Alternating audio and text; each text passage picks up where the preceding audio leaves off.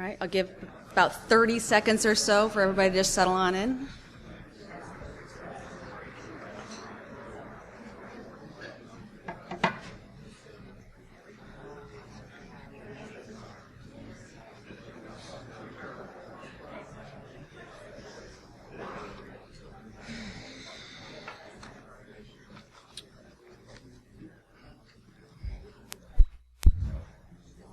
All right, I'd like to get started here.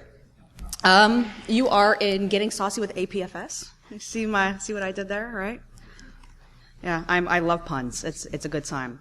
So why am I here? Who the heck am I? I am a Mac fangirl, straight up. I don't deny it. I will definitely buy just about anything with an Apple logo on it. Don't care how much it is. I spend way too much money on it. But I do have real jobs.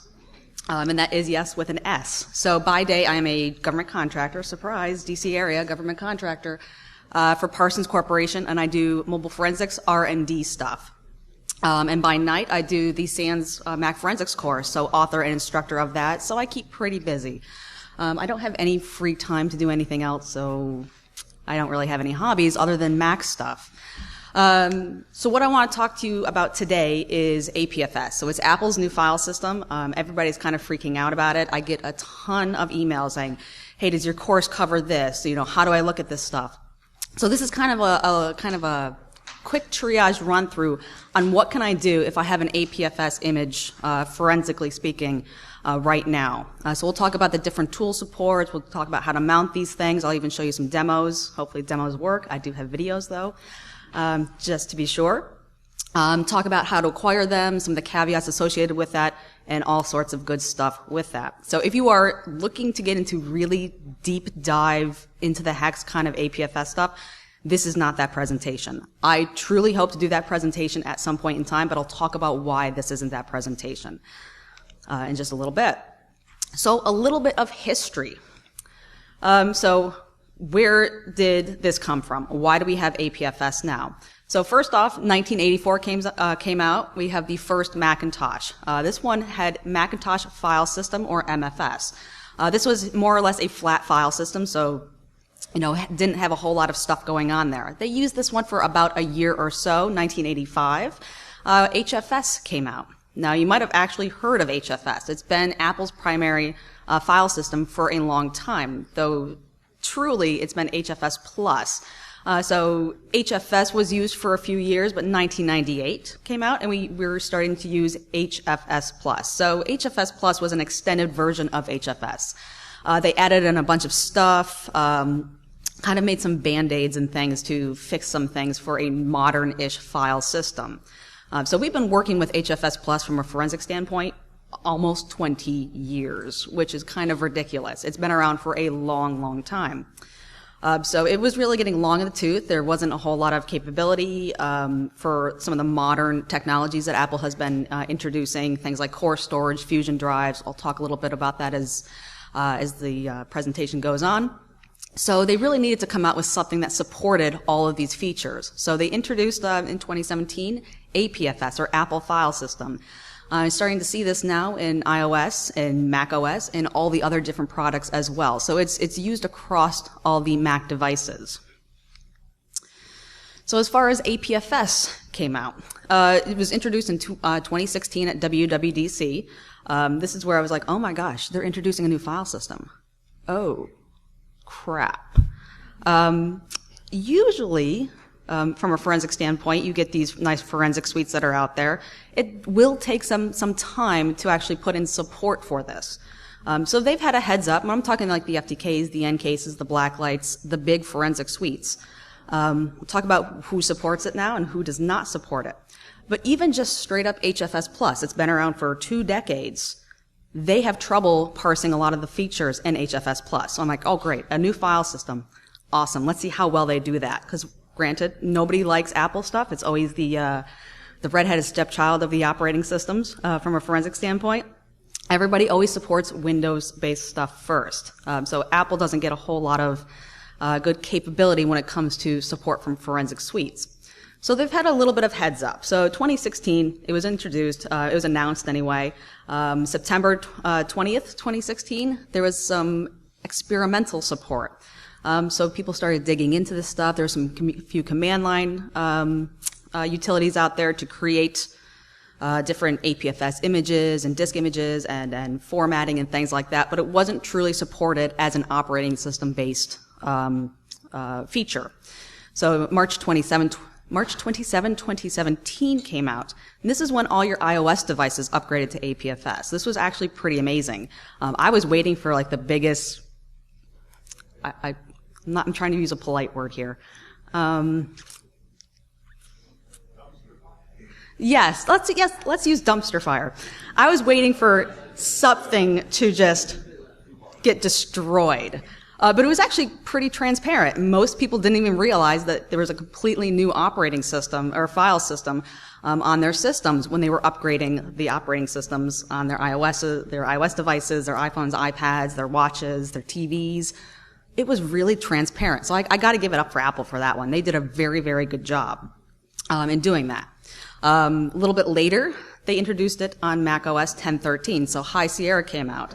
That one was maybe less transparent for some folks. There is a few issues there. Some people were complaining about losing data and things like that. But my own personal experience, I didn't have a problem with it. It was actually pretty good. So now that wasn't all devices. So I'll talk about some of the caveats with that upgrade in just a bit. So a quick gist for APFS. Why did this thing exist? They wanted one operating system for all Apple devices. So as of right now, it is on everything with an Apple logo. Your watches, your phones, your iPads, your Mac systems, if it's been upgraded to the versions here. So 10.3 on iOS, 10.13 on macOS, with a few caveats. 10.12, you might see some APFS stuff, but it was not fully supported. So you probably won't see a whole lot of OS-based images with APFS, since it did come out in macOS 10.13. Now, Fusion drives and hard disk drives, this is where those caveats exist. These were not automatically upgraded to APFS transparently from a user upgrade standpoint. So Fusion drives, don't expect to see those with APFS. Currently, they're only supported right now with HFS. So I do think Apple will in the future support Fusion drives being transferred over to the new file system, but it's not the default as of yet. It's also hard disk drives, so the big spinning drives. So if you have an older Mac with no flash-based hard drive in there, you might see that that is HFS, unless the user specifically went in and converted it. So it's not automatic through the upgrade. Somebody has to actually go in and do that. So a few caveats there. 64-bit file system. So HFS is 32-bit. So what does that mean? We get more inodes. We'll show you a couple things in the file system, but you get basically a bajillion inodes. So a lot of support there. A few other things. It is optimized for flash and SSD drives. So most of the new modern Macs are coming out with flash-based systems, even on the iOS devices as well. It's all flash-based. Not saying you can't install it on a spinning drive. You just need to physically go in there and do it to the conversion. One thing that I really like is nanosecond timestamp granularity. I'm a forensics nerd.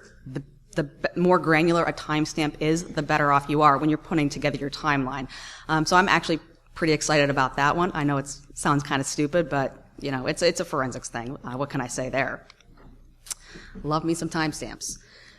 So a little bit about acquisition of these devices. This can be a little bit tricky. Mac and iOS acquisition are already tricky as it is, but I will go into some of the caveats in here. So first off, talk a little bit about iOS acquisition. This is going to assume that you have physical or jailbroken access to the device. Otherwise, you're doing your Cellbrite dumps, your XRY dumps, your iTunes backups. It doesn't care about the file system. It truly has no knowledge about that when you're doing those logical acquisition pulls. So if you have a jailbroken access, you get in there through SSH, through whatever means you might have. You look at the etcfs tab file. This is going to show you what's mounted and where. So I have an example of the one up there. Unfortunately, the color is a little bit darker for this particular screen. But we have two partitions that I've highlighted, /dev disk 0 s1 s1 and dev disk 0 s1 s2. First one is the system partition. It holds the operating system, the iOS operating system on there. The second one is mounted on private var. This is the user data partition. So forensically, you're probably going to be more or less interested in /private/var unless you're going into the system partition to maybe check if there's malware, if it's been compromised, things like that. So I kind of have a method for acquisition that I'm calling a logical physical. It's kind of a mixture of the two forensic acquisitions. Due to data protection and encryption on iOS devices, getting a full bit-by-bit DD image of the drive is not going to do you any good. It's all going to be encrypted. So what I do is I go in there and basically do a tar bundle of all the files on that device. And I can either do system and user partition or just get it all from the root file system and pull it down into a tar bundle and take a look at that. Basically just a large archive of all the files on there. So you're getting physical access, so you get all the extra files and databases and stuff that your Cellbrights are not pulling, but you're doing it in an unencrypted fashion. So you go in there, you grab it, and you should be good to go. Most forensic utilities can import a directory of files, so perhaps not the most forensically sound, but it's really the only way to pull off a lot of that data in a bulk format. So I have a few links down here about the whole process that I go through of jailbreaking and getting access to that, SSHing, and doing that tar bundle. So I have one for iOS 10 as well as for iOS 11 and some older ones if you look in some of the links for that blog article. But as far as the file system goes, it's, it's APFS kind of introduced, what do I want to call it, kind of limitations in pulling a full DD. So the system partition is unencrypted. I could pull a full DD of that previously before 10.3 came out. If I tried to do that now, I kind of have some examples in the other screenshot there, I'm going to get a operation not permitted error. So they're locking that down. So they've been locking stuff down pretty well on iOS, and they've been doing pretty close to the same thing on macOS as well. So that access is just not available yet. There's certainly some magic somewhere that we could potentially put in there, but I just haven't figured out how to do that yet. So one of those things I'm still working on. But I do my logical physicals, and everything seems to be fine with that.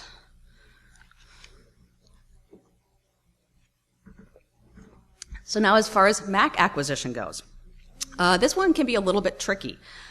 We have a lot of different things that could be an issue. Is the system live and up and running? Is there encryption at play? So I'm kind of going to go through some of the features here of what could be some of the issues. First thing, if you're doing straight up access with DD, DCFL DD, DC3 DD, you're going to need to turn off SIP, or System Integrity Protection. These utilities, they want to access the drives, the /dev devices, but it's not going to allow that. So Apple has locked it down. Apple has locked a lot of stuff down with SIP. So you're going to want to turn that off in order to get access to the drives. It's actually pretty easy to do. If you reboot, go into recovery mode, do the CSR util disable. You can always enable it later on. So forensically speaking, you want to leave the machine in the state that it was presented to you as. And you can do that just fine if you need access to the drive. This becomes an issue because if there's encryption and you don't have the password, so if it's using file vault encryption, this is not going to be your best bet. You don't want to reboot the device because then you're not going to get access to it no matter what. So you might end up having to just do a logical acquisition at that point. So it does use file vault encryption. It is a different version of file vault encryption, but as far as the user is concerned, it appears to be the same thing. I'll talk about the tool support for file vault encryption in just a little bit. Black Bag, Summary, Recon. These are the only two tools right now that I'm aware of, the commercial tools, that will go in there and be able to image these devices without having to turn off SIP. I don't know what magic they're doing, but they somehow have access to do that. So if you're doing a lot of these, you might want to, invest some money into some of these tools so you don't have to go in there and turn off SIP. So if you're doing it free, if you don't have a whole lot of, money at your disposal, you kind of have to hack it together to get that acquisition. Now, generally speaking, which drive do I want to acquire?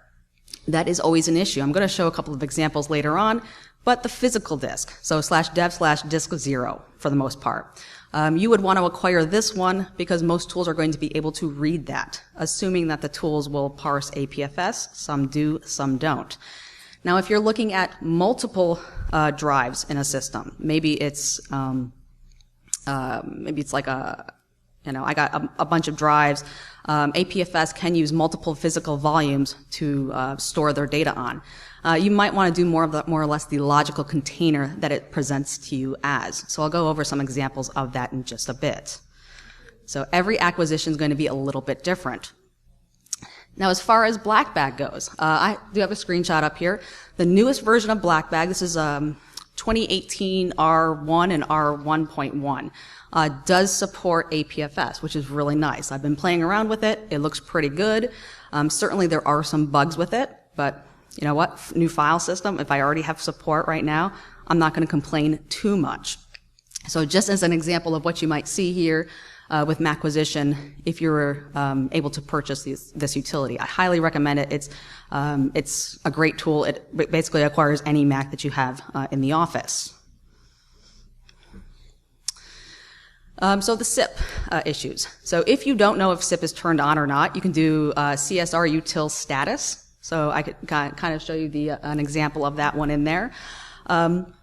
You can see if it's enabled or disabled. If you attempt to try to acquire a /dev device, these are some of the errors that you're going to run into. This is because of SIP.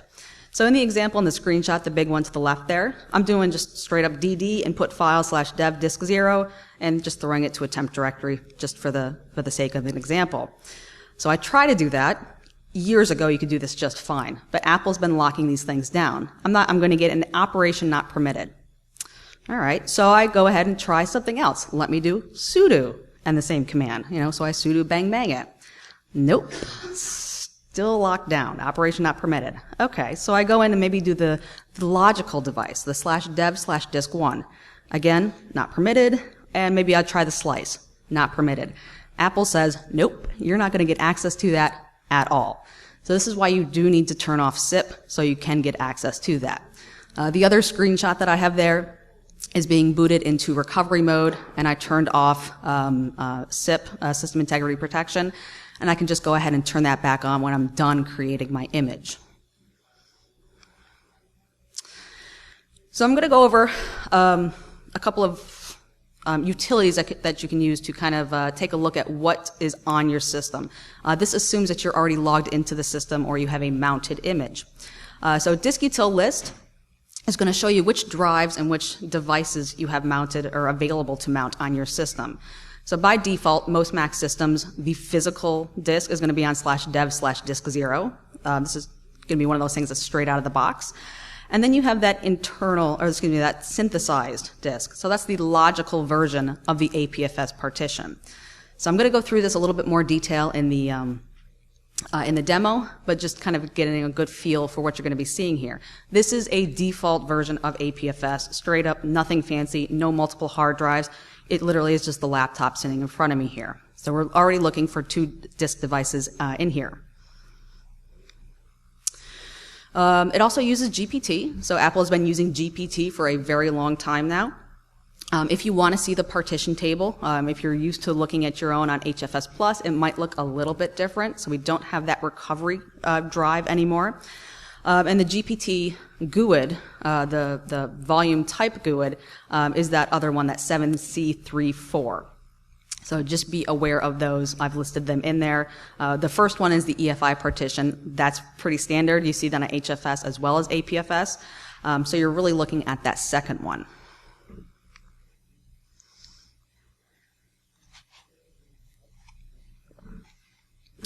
So now we also have disk-util AP list. So we have core storage before. Now we're doing APFS. So I'll go into this more into the demo, but APFS uses containerization. So I have this drive, and I can split it up in a few different ways, and that's called the Apfs container. Now the container disk is actually holding the different drives. Potentially I could have multiple physical hard drives, maybe a couple flashed hard drives in there, all pulled together as a single APFS volume. So I'll show you some examples of that. As far as the volumes go, there are some default ones for OS-based versions of APFS, and that's where you're going to see like the pre-boot, the recovery, and the VM. So they each have their own separate volume underneath the APFS container. So the cool thing about APFS is that it does pools storage. It also, they call it space sharing. So if I have multiple volumes on there, I'm not pre-allocating. I could potentially pre-allocate, but by default, I'm not pre-allocating partitions. So if I set up a volume, I want 5 gigs associated with that, I can actually grow and increase that or shrink it whenever I want. On other operating systems, that is not possible. So I can have multiple partitions going on here, different volumes. I could remove them, I can shrink them, I could do whatever I want with them. So it's very, very flexible from a file system volume standpoint. So I have an example of one here. I have split up this APFS container into 3 different volumes. I'm super creative. I called it Vol 1, Vol 2, Vol 3. Threw some files in there just to kind of make it a little bit different. And I use DF to show you that it's only storing a certain amount of data on there. If I do have a pointer on here, I do, great. So I have the used here. So 140 megs, 24 megs, and 9.7 megs. DF is only going to show you how much space you're actually using, but it has really no knowledge of all that other empty space. So you see the size on the other side here. It says 7.2, 7.2, 7.2. So this is on a thumb drive that's an 8 gig thumb drive. So it has all that storage available to it. If I decide to throw a lot more stuff into Vol 2, it's going to grow in size. As soon as I remove that stuff from Vol 2, it will shrink in size. So it is extremely flexible when it comes down to that. Now, space sharing. This is kind of the APFS container in a kind of a visual format. My APS Vol 1, 2, and 3, they will store their information kind of in their own little area of the drive. That free space, if I move and change these different volumes, I can add and do whatever I want with them. So as far as the Hdiutil list goes, I get my pointer over here. There we go. So I have 3 APFS volumes in here. It's going to show me the space for each one of those, even though the physical space of the drive is that 7.7 gigs. So I do have that synthesized APFS container in here. Now /dev/disk2 is the physical device, perhaps the one that I would want to image, because that's storing the APFS container in here. Now if I do the Hdiutil AP list on /dev/disk3 in this case, I can see that the different APFS names, where it's mounted at, so /APFS Vol 1, 2, and 3, as well as how much capacity that they're using. I'm also able to see if it's file vault encrypted or not. And you can encrypt on a per volume basis, so that's also kind of different with APFS. Now as far as tool support goes, this is the part that sucks. Tools will take some time to, get up to speed and to start supporting APFS volumes. So I've kind of gone through some of what I think are the most important, are the biggest players in the forensic suite game. And some do and some don't. Some have not gotten back to me whether they're going to support it or not. So some may never support it. So access data, FTK. Always a popular option. There is no support for that as of right now. Blacklight and Summary Recon are the 2 commercial forensic suites right now that do support APFS. So reading, parsing, and doing all that good forensic-y stuff with it. I also have on there macOS 10.13. I'm going to show you how to mount these things a little bit later on. You can use the Mac operating system and it will work just fine. So you don't have to spend a lot of money for these forensic suites. I mean, it's free with purchase of Mac, I guess you can say. So let's see, what else? Axiom, Nuix, and Ncase. Nope, no support there yet. SANS Sift, a lot of folks like to use that one. Again, we get access via image mounting, kind of like we do in the Mac system. But this one, of course, is free and is Linux-based, so is widely available to most folks. Sleuthkit. I love Sleuthkit, but currently there is no APFS support for that. I hope to see that in the future. Joe is presenting on it at DFRWS in July, so I hope that's going to happen in the future. And then finally, Xways is kind of a strange one. I love Xways. I use it for all my Android stuff. It will recognize APFS. It will basically say, yep, That there is APFS, and that is it. Okay, well that's better than just a random drive that says, I don't know what this is, unallocated whatever. So, it's the first step, so I'll give it a little bit of credit there. But there are options out there. There's free options, and then there's pay-for options, depending on what kind of platform you're running on as well. Just a little screenshot about BlackBag. I like Blacklight a lot. I use it quite a bit for all my Mac stuff. It open up, your EO1 images. If you've used the expert witness format, it reads it just fine. There's file vault support. So you're pretty much good to go on that. You just gotta spend, what is it, like $2,500 or something now, to get that particular utility. So a little bit about mounting. I'm actually going to go through here and do this as a demo. I think I have time for that. Excuse me. So you want to mount these things. I like mounting these things because I use a lot of the built-in utilities on the Mac operating system to do a lot of my forensics. So in my normal day-to-day work, I actually have a mounted image as well as the image loaded into Blacklight. And I'll use whichever one works best for whatever I'm looking at. Sometimes just using, xadder on the command line to look at all my extended attributes is so much easier on a mounted image than actually going into Blacklight and going through and clicking, and it's there's different reasons to use different ways. So I end up mounting these things quite often. So let me just get down to the command line here, if it'll work. All right, hopefully folks in back can see that okay. Cool. It's like really big, but we'll see how this works out. So I have my image. Not that image.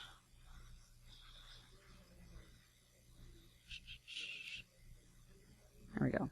So I got my Galaga image here. These are the new files that I'm using for my class. So first thing I'm going to do, I'm just going to show you what's already on my system. So I have disk-util list, and I apologize, I actually got to make that a tad smaller just so it doesn't look like complete crap. There we go. So my internal drive is dev/disk0. It says internal. That's useful. And my synthesized, my logical APFS container for the laptop that's sitting in front of me here is dev disk1. I always call my systems whatever operating system that they're currently on, so I got High Sierra here. But you can see it has the Apple APFS partition label on there. And the physical store is dev disk0s2, which points to this one up here. So it's basically saying, I am the logical version of this physical drive. You get pre-boot, you get your recovery, and you get your virtual memory in there as well. So this is the standard APFS of what it looks like on just pretty much any Mac system that doesn't have a lot of specialty stuff associated. I also have another hard drive, just a little Western Digital hard drive sitting up here as well. So that's been mounted or available on /dev disk2. You can see it's external, but it is a physical drive. And it's running core storage. So core storage is one of those things that Apple has implemented to do a lot of the capabilities that it was not built into the operating system or the file system, HFS file system. So it's kind of like a Band-Aid. So if you're used to seeing core storage, a lot of that stuff has now been implemented into APFS. So I just kind of want to throw out the different examples in there. So my core storage volume is mounted on /dev disk3. It's external and virtual. So core storage uses the virtual term here. APFS uses synthesized for that logical version of that drive. And this one is nice. It says unlocked and encrypted. So it is a file vaulted to core storage volume for my Western Digital drive. So if you were doing core storage, you might have used this command. So it's CS, or you can type in the whole thing, core storage, to list out the different pieces of that logical volume for that core storage volume. So I got my Western, just a red passport drive up here. It's 4 terabytes. It only has one physical volume. It shows me that it is using encryption. It's fully secure. I always like that one. Unlocked, but it is running HFS. So core storage and HFS kind of go hand in hand. I can run a very similar command. This one might take a little bit of time. For some reason, it does take a few seconds to run. But now this is showing me the Apfs container. Oops. So it's got one found. This is on my current system right now. It shows me the size of the volume. So I have it's a 1 terabyte drive in my internal SSD. Shows me the physical disk image in there. It's on disk 0S2. And then it shows me the different volumes. So I have 1, 2, 3, 4 different volumes. So my data, the user's data, the operating system data, is on the one that has no specific role. Why they couldn't come up with a role for that, I don't know. But that's the one that you're going to be looking at from a forensic standpoint. It's mounted on /, so the root of the volume, and it is unlocked. So it is using File Vault, and it is currently unlocked because I'm currently booted into the system. The other ones you might see in here is pre-boot information. So when you boot up and need some information to do that booting up. It's not file vaulted, and it's very small. It's 27 megs in size. You get a recovery partition, also not file vaulted. And then finally you get /private var VM. So that virtual memory space, also not file vaulted. So that is pretty much the default version of that, of a macOS system. So to mount this thing, I'm going to create a couple of mount points in here. And I can't type and speak at the same time, so I apologize if I'm quiet for a little bit.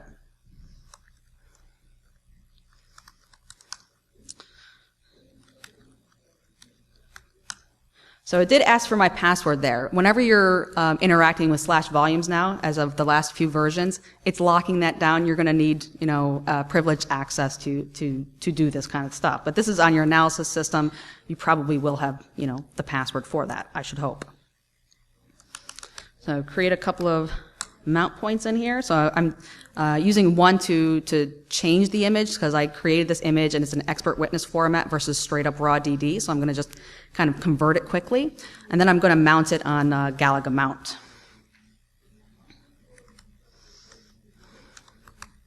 So I'm using the tool Xmount here to do this. It's free. It's available for a lot of different platforms, which makes it very accessible. I'm using --in, saying this is the type of image that I'm currently working with, and that's EWF expert witness format. I'm just going to drag and drop. Oops. Versus typing it all in. So I'm saying my image is an expert witness format. I'll use --out to say I want it into a DMG. So DMG, very Mac friendly. And I'm going to get that access on Galaga image. All right, so if I take a look at what we have there, I have Galaga DMG and Galaga.info. So a little bit of metadata information, but the DMG is what I'm going to be using. So it does a really quick conversion from EO1 format to that DMG format. So pretty easy to do that. Now, sorry, I can't type and talk at the same time.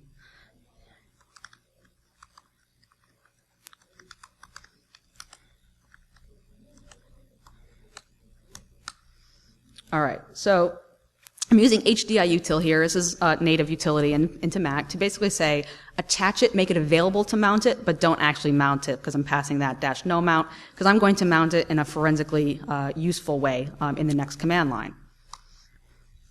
So this is going to do its thing. It might take a few minutes.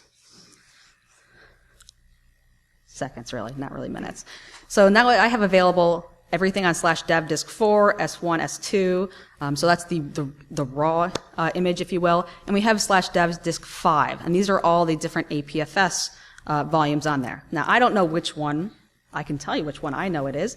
But I have to run another command to actually figure out which one I want to get access to.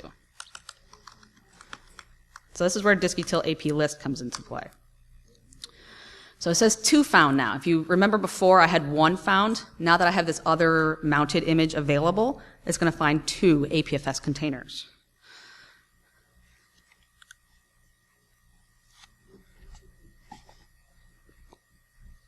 All right, so disk 1, this is my internal system. This is not the one that I'm looking for. Disk 5, however, is my mounted system, so the one that I want to take a look at. Disk 4, S2 in here, see. So I have APFS volume role, no specific role. The volume name is called Galaga. This is this particular user's Macintosh HD, if you will. Then pre-boot, recovery, and VM. The one that I want to look at, the one that has the user data, is this Galaga, this one on /dev disk, dev disk 5 S1. So I'm going to use that in my next command. So I'm using mount APFS here. If you did this before, there's a mount HFS, very similar in structure. Using a few options. Everybody's got their favorite mounting options. I'm using read-only, no owners, and no exec. So don't execute anything. If you're doing a lot of compromised malware type of stuff, probably a good one to put in there. And no owners will change. It'll remove some of the ownership issues so you can actually get access to some of these files. Again, everybody's got their favorites. So /dev disk 5, and I want to put it up on Galaga mount. All right, let's take a look at what we have there.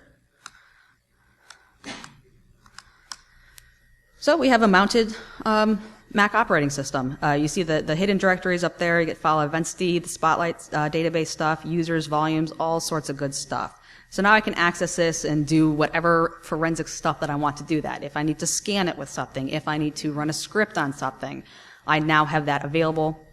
Should be good to go. So that is that. Any questions with that? Yeah.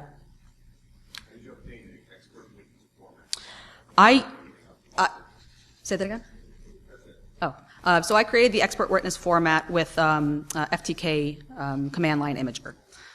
So FTK, I give it a lot of crap, but their command line imager for Mac and stuff is actually pretty good. So I have a nice compressed EO1 file format from one of my images. So FTK imager. How do you keep your local machine Spotlight and start to index the images?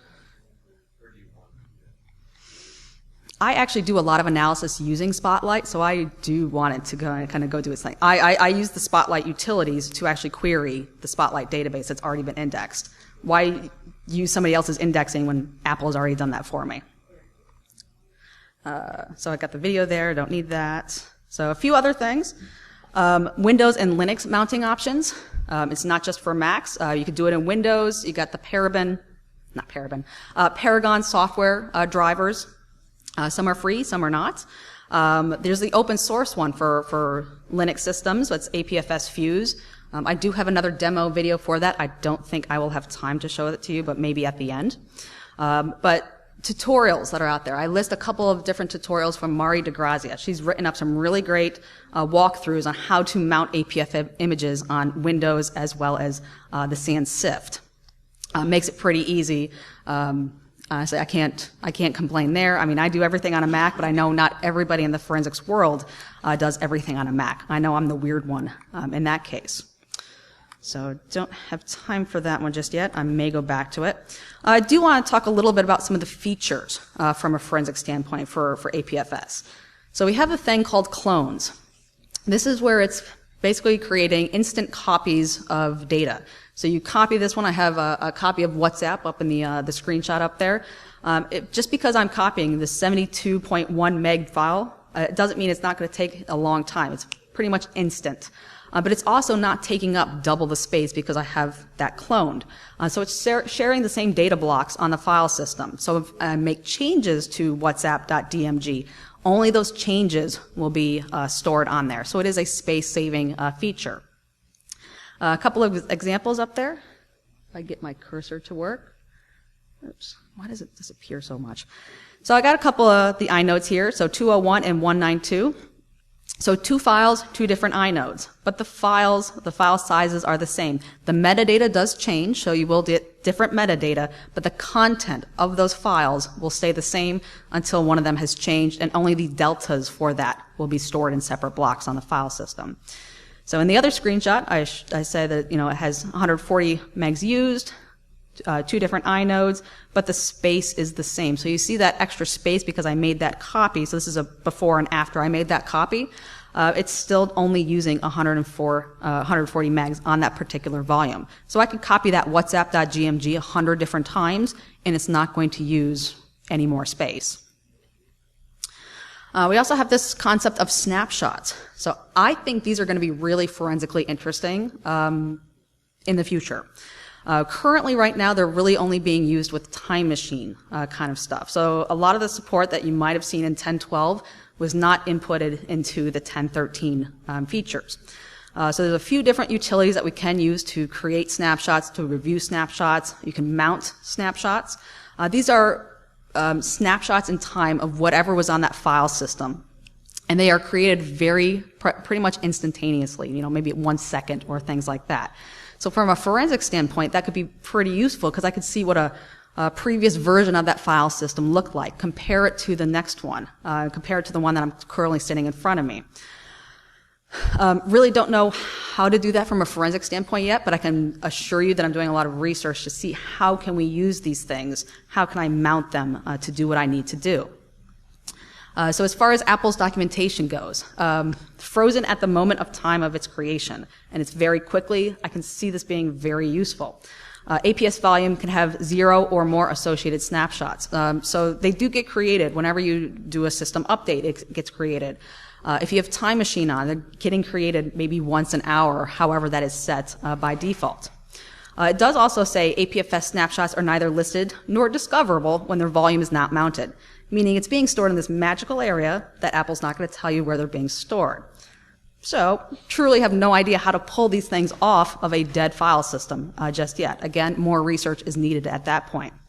But they do say that APFS snapshots are mountable, if you can find them, and it provides a read-only historic version of that file system. So I really do think this is going to be an interesting area to be used in a forensic format. To get access to some of these, this is on a live system. I can use a couple of different utilities to see what snapshots I have available. I can use DiskUtil AP list snapshots or TMUtil list local snapshots. So TMUtil is the time machine utility, pretty much the same output in slightly different ways. I do like that it has the list snaps. It seems very millennial to me. So DiskUtil AP list snaps if I'm too lazy to write out list snapshots. So you do have that option there as well. Same thing. Nice little shortcut.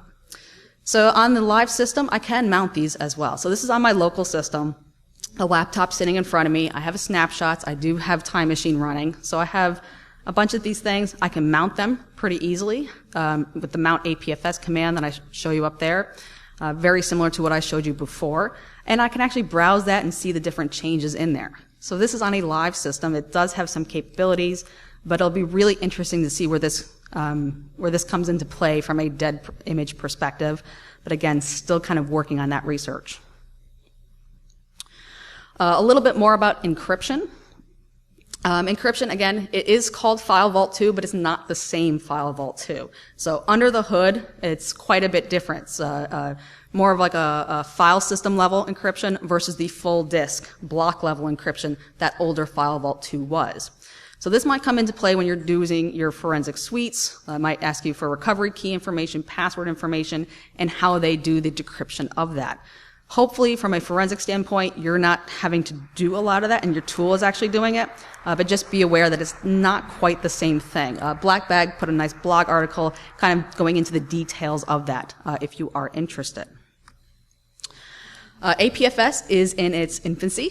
10.13 is a dumpster fire, if you will, in so many ways. I don't know how many different bugs password bugs have been out there.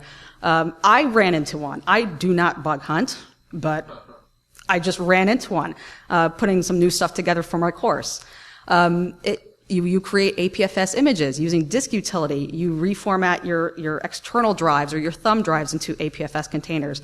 And it will just go ahead and nicely put the password in plain text in not just one log file, in multiple log files. They have fixed this in 10.13.4. But yeah, that wasn't, it's such a dumpster fire. But if you are looking for passwords, and I like passwords from a forensic standpoint because that saves me a lot of work brute forcing things. So just go ahead and take a look at the unified files as well as the install log and see if you can take those out for some of those external drives that you're wondering, how do I get into this thing? So I have a few blog articles on that one. Always good stuff. A few other features, crash protection, no journaling. There is no journal in APFS. That's kind of different from a file system point of view. But we still have the file system event store database. And if you talk to me, I freaking love that database. It stores so much great forensic information, and it's way better than the journal. So fortunately, that is still saved in APFS. Atomic safe save. Either the file changed or it did not. So you're not going to have that partial thing going on there. And sparse files. So very similar to shared space. It's only going to allocate what it needs at that particular time. So it's not going to just allocate 4 gigs when you don't need 4 gigs for a particular file. So it should help on space saving. So the future of APFS forensics. So Techno 1150, the infamous Techno 1150. This is the Bible of HFS/HFS Plus file system spec. HFS first came out in 98. This was published in 99. I'm waiting for APFS version of this. I don't have a whole lot of hope.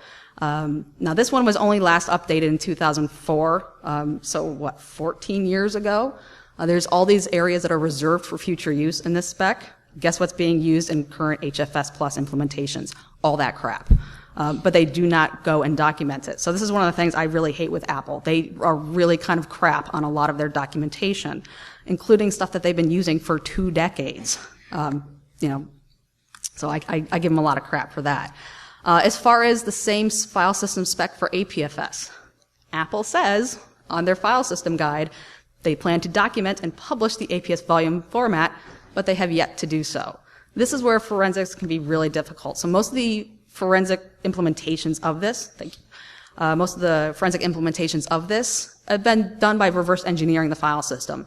Reverse engineering file systems is not an easy thing. I give you a few different links down there. Read some of these papers. Look at the structures. This is not a simple file system to parse.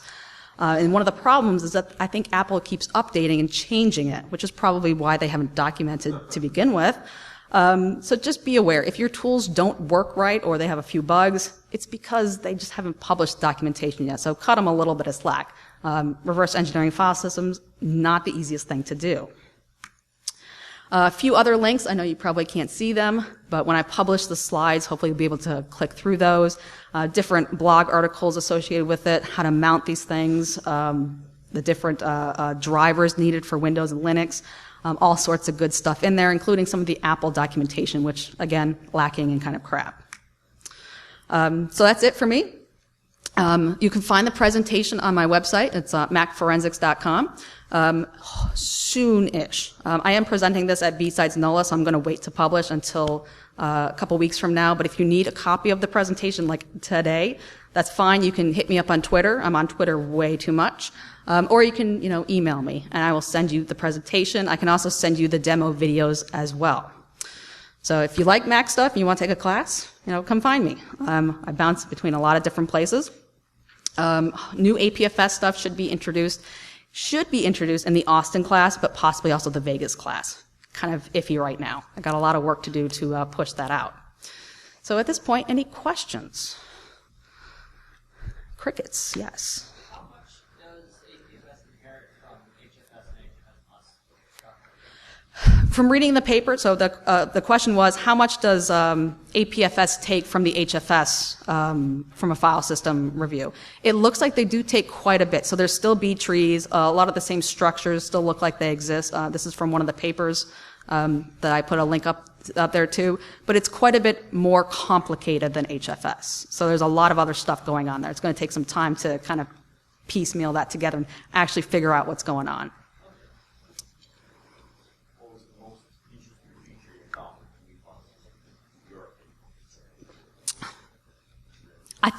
I think the snapshots are going to be where it's at. Now, granted, I've not done as much research as I'd like because it's not an easy thing to do, but I think that's going to be my favorite thing of that new file system from a forensic standpoint. Are they close to ZFS snapshots in terms of? I have no idea. I stick to my Mac file systems. I don't have time. I don't even remember how to do NTFS anymore, to be honest with you. I stay away from Windows stuff as much as I possibly can. All right, well, if you have any questions, hit me up later. But I think it's time for me to get off the stage and everybody to get to go to lunch.